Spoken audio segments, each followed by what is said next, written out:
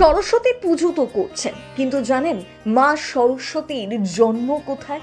ভারতের শেষ গ্রামে বিনা পানি জাগ্রত হয়েছিলেন। সেখানে এমন কি আছে? এই গ্রামেই রয়েছে স্বর্গের পথ। রয়েছে কি কোনো বিশেষ মন্দির? আজ পুজোর এই দিনেই মা সরস্বতীকে নিয়ে কিছু অজানা সত্য শেয়ার করব আপনাদের সাথে।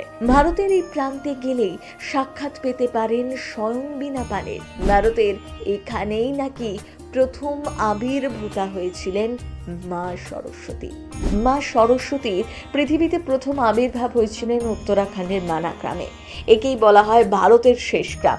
এই মন্দিরটি বদ্রীনাথ থেকে মাত্র 3 কিলোমিটার দূরে, কিন্তু এখন প্রধানমন্ত্রী নরেন্দ্র মোদীর উদ্যোগে এটিকে ভারতের শেষ গ্রাম না বলে প্রথম গ্রাম বলা হয়, যেখানেই মা সরস্বতী স্বয়ং বিরাজমান।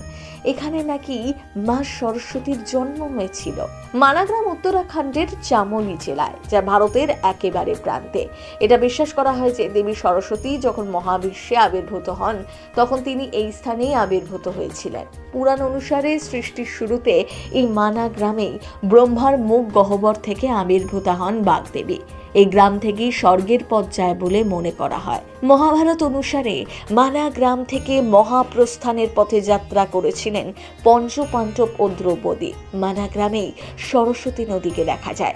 এখানে গুহার মুখ থেকে তীব্র স্রোতে সরস্বতী নদীর অবিরাম ধারা বেরিয়ে এসে একটু পরেই পাতালে প্রবেশ করে। কথিত আছে এই নদী নাকি দ্রৌপদী পেরোতে না পারায় এর ওপর দ্বিতীয় পাণ্ডব ভীম বিরাট এক পাথর ফেলে দ্রৌপদীর জন্য সেতু নির্মাণ করেছিলেন। এখনো মানা গ্রামে গেলে সেই ভীম সেতু দেখতে পাবেন। সরস্বতী নদীর ওপর দিয়ে একটি বিরাট পাথর আড়াআড়িভাবে সেতুর মতো পড়ে আছে। নদীর কাছে একটি 20 ফুট লম্বা পায়ের ছাপও দেখতে পাওয়া যায়। বলা হয় এটাই নাকি স্বয়ং ভীমের পায়ের ছাপ। পাহাড়ি এই গ্রাম সমুদ্র তল থেকে 3115 মিটার উঁচুতে। এর সৌন্দর্য ধর্মীয় আকর্ষণে বহু পর্যটক এখানে আসেন প্রতি বছর।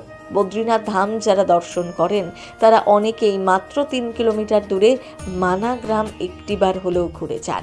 এই গ্রামেই রয়েছে দেশের শেষ চায়ের দোকানও।